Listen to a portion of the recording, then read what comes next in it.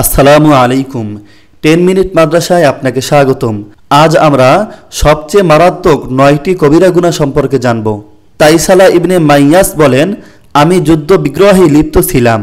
সেখানে এমন কিছু কার্যকলাপ আমার দ্বারা সংঘটিত হয়, সেগুলোকে আমি কবিরা গুনাহ বলে মনে করি। হযরত ইবনে ওমর রাদিয়াল্লাহু তাআলা এর খেদমতে আমি সে প্রশ্নটি উত্থাপন করলাম।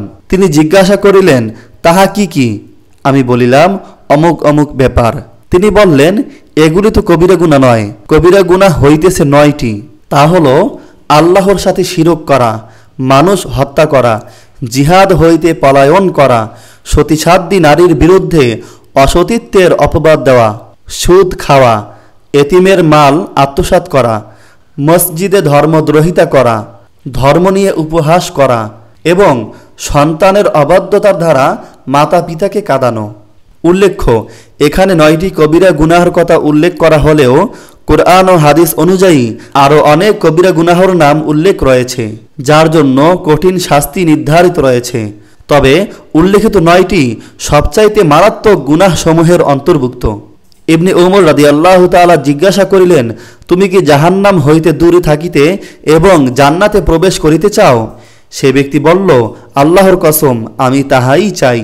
তিনি জিজ্ঞাসা করিলেন, তোমার পিতামাতা কি জীবিত আছেন? আমি বলিলাম, আমার মা জীবিত আছেন।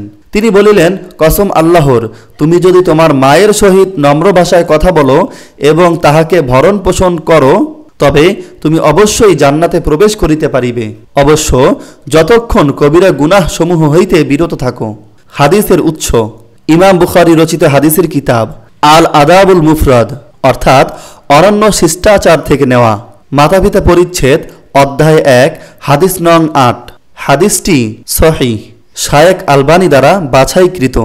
আল্লাহ তাআলা আমাদের সবাইকে এই 9টি সহ অন্য কবিরা গুনাহ থেকে হেফাজত করুক এবং জান্নাত অর্জন করার মতো তৌফিক দান করুক, আমিন। আপনি যদি এরকমের ইসলামিক ভিডিও আরও পেতে চান, তাহলে এই চ্যানেলটি সাবস্ক্রাইব করে রেখে দিতে পারেন।